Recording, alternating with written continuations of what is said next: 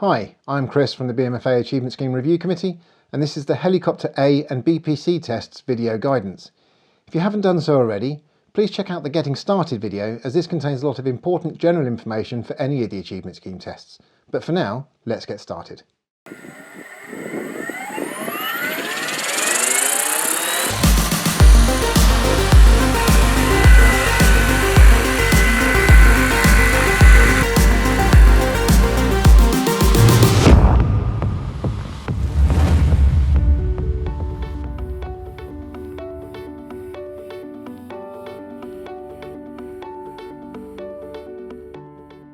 We're here at BMFA Buckminster to film the latest in the series of Achievement Scheme videos, namely the Helicopter A and B certificates.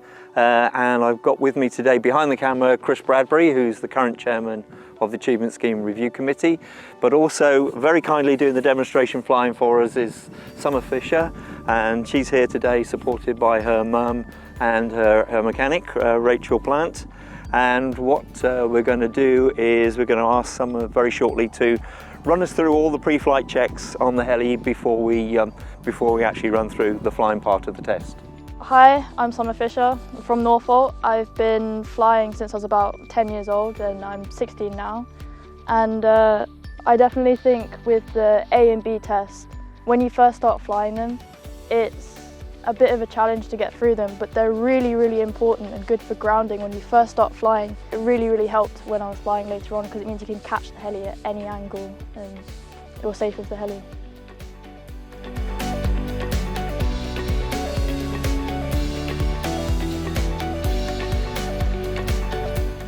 Okay, so when you first get to the field, you've got to find the person in charge, ask them for the site rules, how high you can fly, any areas that you can't fly, where the pit area is, where you plug in and where you go and fly, and then also if they have a pegboard. And then once you've done that, you get your heli and do the pre-flight checks. So I'm going to start off at the head, so I'm just going to lift it up and down and pull in and out to make sure there's no play. And then I'm going to check the blade grip arms to make sure they're on securely. Then looking at the blades, I'm going to check the roots to make sure there's no chips or delamination. Going along the leading edge of the blade, not stroking it in case there's any loose carbon, you could get a splinter. And then look at the tailing edge. And if that's all fine, give it a twist to make sure it doesn't delaminate. And then what you can do is look down the blade to make sure that there's no ripples, because if you've had a knock or anything, it could affect it in the middle, not just on the side. So I'm going to do the exact same thing on the other blade. So check the root, the leading edge, trailing edge, twist it, and then look down the blade. And that looks all good. So I'm going to check the linkages now. So I'm going to give it a little wiggle to see if there's any wearing in the ball links or the uni ball, and then I'm going to put pressure on it to make sure it doesn't come off if I just push on my finger. So I'm going to do that with all of them all the way down to the servo.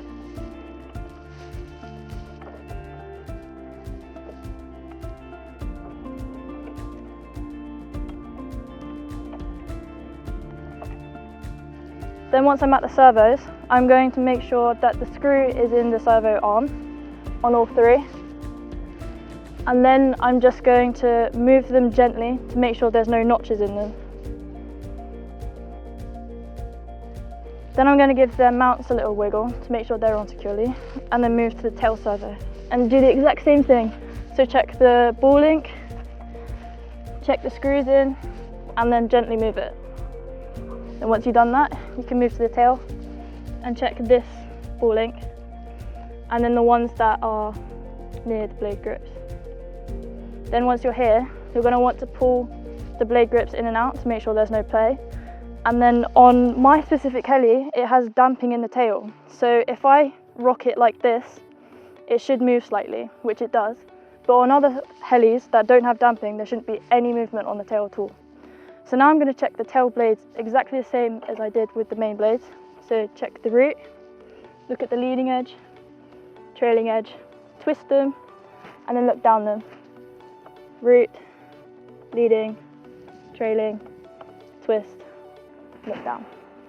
So that's perfectly fine. Now I'm going to look at the tail overall, make sure all the screws are in, nothing's loose. If it isn't, make sure that's on securely. And then I'm going to move back here and make sure this plastic bit here is on securely. Then check the boom is on right, and then come to the tail belt. So you don't want them to be too tight, because if they're too tight then it will wear really quickly, but if it's too loose it will just slip on the gears. So I'm just going to give it a little push so it should be kind of rubbery. And then if you have tail gears or any gears on the heli, you want to spin the rotor head round and make sure none of the gears are hooked or it's worn at all. So now I'm just going to look at the motor. So rock it side to side and forwards and backwards, make sure that's on properly, and then give it a little spin to make sure the bearing's okay. Then moving on to the speed controller, you make sure that's on securely, and you look at all the wires on it, make sure nothing's rubbed. Look inside the connectors and make sure there's no corrosion. Make sure the motor wires are okay and they're not rubbing. And then go to the back of the speed controller where there's wires plugged in. Make sure they're plugged in all the way and none of them are falling out. Then follow it down and make sure all of the wires from all of the servos and everything is alright and not rubbing. They're all plugged in properly. Then check the flybarless unit, give it a little wiggle, make sure it's on properly. Then look at the aerials coming off of the flybarless unit, make sure they're not rubbing and they're on properly. Pull them out here and make sure the top's all connected right, and make sure they're not sticking out too far so they don't get caught in anything or on the blades. And then you want to do an overall look, so I'm going to look at the OptiGuard I have on here, make sure it's plugged in. So it's basically a backup battery in case there's a failure or I run out of the big battery completely, so I can land it. I'm going to check the undercarriages on securely, give an overall look at all the screws, make sure they're okay, which it all is. So that's the pre-flight checks done. And now I'm going to unplug the motor wires and then put a battery in and see if all the directions are correct, and then do a range check.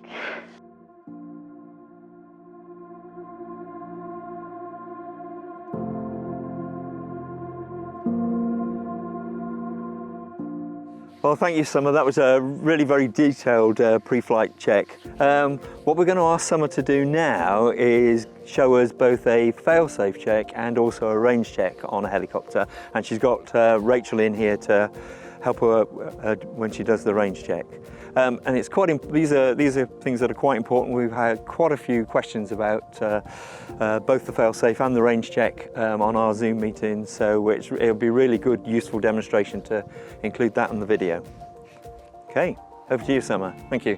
While I'm doing my range check, what I've done is I've unplugged 2 motor wires so it won't spool up at all. But if you can't reach the motor wires, you can take off the motor pinion, or failing that, take off the blades to make sure that everything's safer. And now I've got my transmitter on, so I'm going to check all the switches in the right place, my holder's on, motor switch is off, and all of my banks are in the correct position. I'm going to make sure that my transmitter battery is above at least 40%, which is at 87 right now, so that's all right. And then I'm going to turn on the heli, but if you have rates and trims, you have to make sure they're in the correct place. And with model memory on another transmitter apart from VBAR, because VBAR automatically selects it, you'll have to select the right one so you have the correct settings for your heli. So I'm just going to plug in now.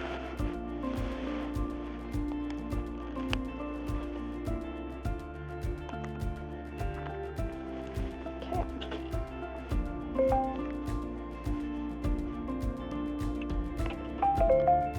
So I have telemetry on my transmitter, so it tells me if I have a full battery or not. But if you don't have it, you'll have to check it with a battery checker. You can even do it as well as having the telemetry on there, so it's a backup. So what I'm going to do now is on my transmitter, go into model status and then go into antenna status. And on here it allows me to do my range check, as well as it tells the antenna status for both the transmitter and the receiver. And if you look at it, it has to be in between good and perfect. And VBAR says that you have to take 10 paces back, 10 meters away, and make sure that everything's correct, so all the right directions. And I'm going to ask Rachel to turn around the heli and make sure it's all working perfectly. So I'm just going to take my 10 paces back.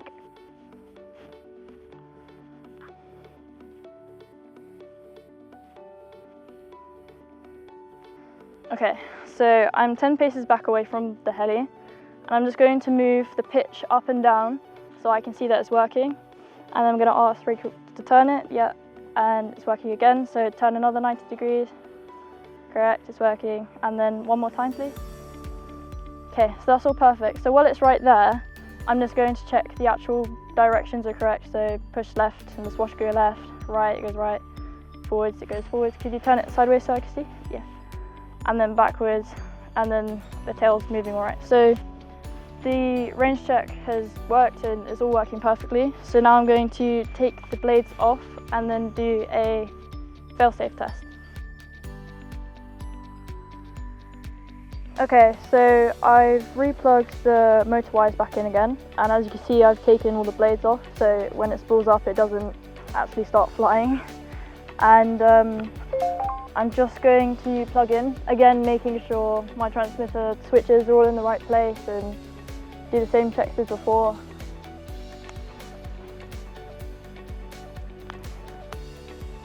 Okay, and I'm going to wait for it to set.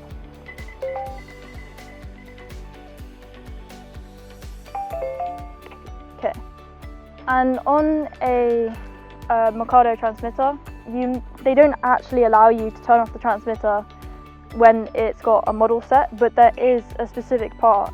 If you go into the menu, there's transmitter setup, and then you go to BMFA failsafe test, and I'll ask you to input a random number, so I'll put that in there, so it makes sure that you're paying attention and you didn't accidentally click into it.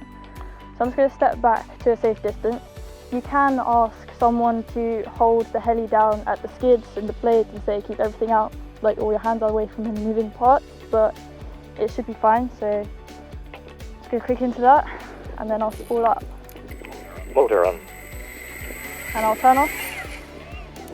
And it turned off when I turned off the transmitter, so it's working perfectly. And that's how you do a failsafe test.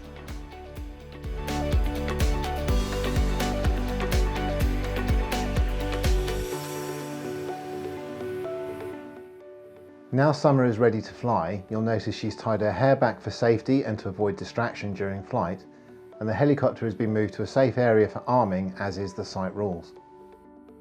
So I've made sure that all my switches are in the correct place, and again, if you had a different transmitter, you check it's in the right model memory, the trims and rates, everything's in the correct place if you have that. And I'm just going to plug in.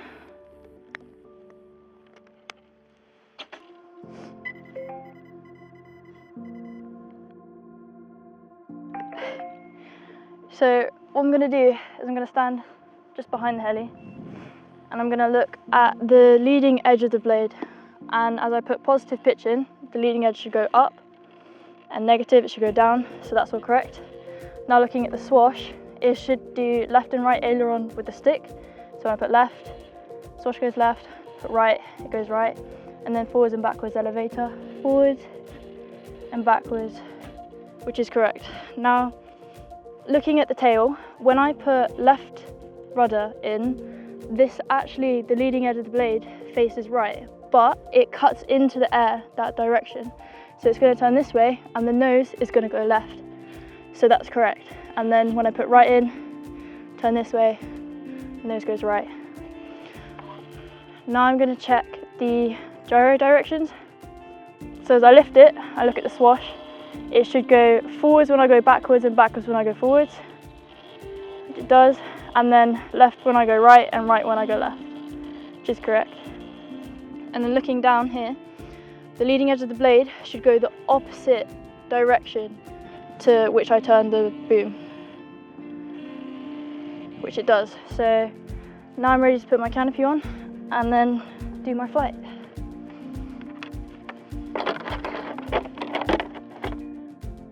Throughout the flying elements of the test, Summer will assume other people are flying at all times and make relevant calls for her actions towards the runway.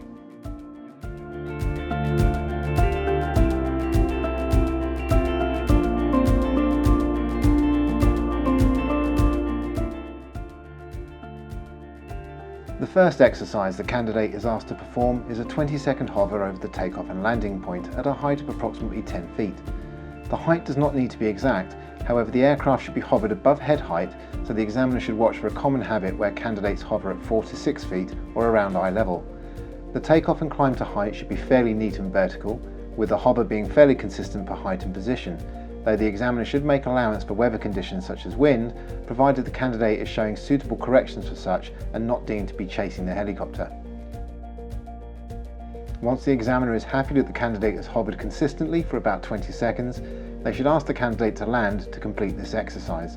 The descent and landing should again be neat and vertical. Once landed at this stage, the helicopter could be spooled down or kept to idle up ready for the next takeoff. This is the candidate's choice. The next exercise the candidate needs to perform is the horizontal T. Starting again from the takeoff and landing point, the candidate climbs back to about 10 feet and transitions over 4 points in the shape of a letter T if viewed from above. The candidate is required to stop and hover for about 5 seconds at each point, so the examiner should ask the candidate to move to the next position once they are happy the candidate has hovered consistently for about 5 seconds at the given point. The helicopter should be moved in a straight line between points, so the candidate should be careful not to drift forwards or backwards while moving from side to side.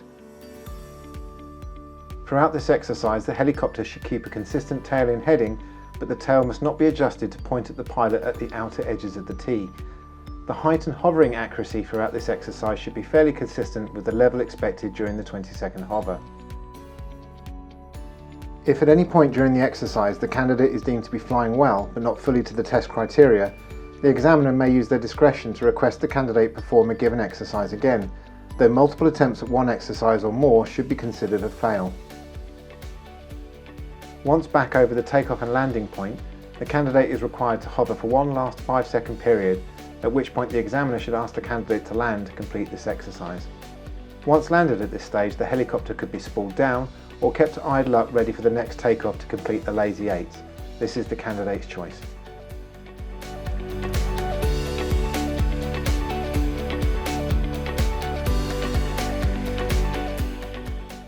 The last exercise the candidate needs to perform is the 2 lazy eights. Starting again from the takeoff and landing point, the candidate takes off and transitions to the front centre marker where they hover at approximately 10 feet for about 5 seconds.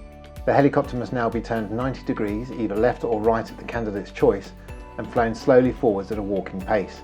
During the 2 lazy eight circuits, the helicopter must be flown slowly forwards at all times and not crabbed sideways, including in the turns at both ends. This means that the candidate should perform a rounded turn at the end of the lazy eight loops to reverse direction and not pirouette or yank and bank. This also means that the helicopter should be side on as it passes in front of the candidate.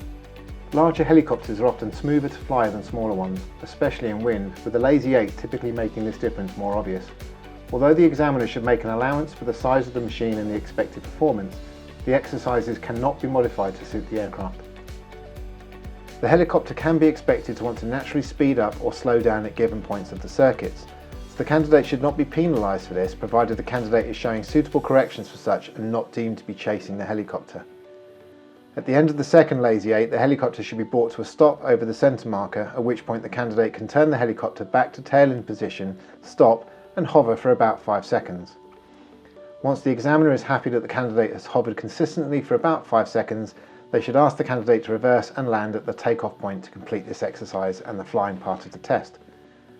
Once landed at this stage, the helicopter should be spooled down and made safe by the candidate.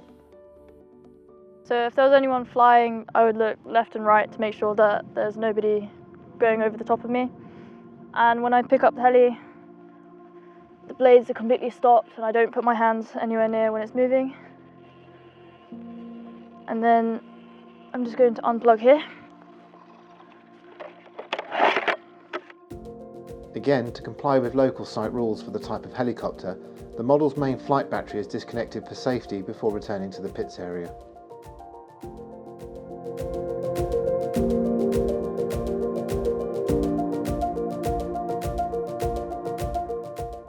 Thank you, Duncan, and a special thank you to Summer for the amazing demonstrations throughout this video. You might think that we've just glossed over the post-flight checks, but the post-flight checks are the same as the pre-flight checks. So if you want to have another look at that section at any point, just rewind this video and have a little watch. The last part of your test now will be general knowledge questions and mandatory quiz questions. We often get asked where these general knowledge questions come from, and it could be anything from site or club specific rules to individual questions about the type of aircraft you're flying to anything from the BMFA Members Handbook. Now, when we say anything from the BMFA Members Handbook, we obviously don't expect you to answer questions about the BMFA Constitution, just anything to do with the safe and lawful flying of model aircraft. The mandatory questions are currently available on the BMFA Achievement Scheme website, which is achievements.bmfa.uk. And those questions have literally just been updated at the beginning of 2021 as we finish this video to reflect changes in the Air Navigation Order laws and regulations from the UK Civil Aviation Authority. Also on that website you will find more videos such as this. You'll find downloadable copies of most of the guidance documents for the various different tests, as well as the BMFA Members Handbook. If you want to search Facebook, you'll find various different BMFA groups, including the BMFA Achievement Scheme, and on there you'll find where we list events that you can attend for taking advice and getting help from people. So that website again is achievements.bmfa.uk, or you can go to Facebook and search for BMFA Achievements. So if you are considering a test, one of the best resources you could then talk to is your local examiner, whether that's a club examiner or an area chief examiner. Either way, we're all here to help. We want to get you through the tests and help you pass. We're not going to try and trick you up. We'll happily demonstrate flying elements. We'll talk through theory and explain mandatory questions and general knowledge. We could also take you for a full mock test so you understand exactly what's to be expected before then taking a real test. So all that remains to be said now is remember to fly safely, have fun, and most importantly, best of luck.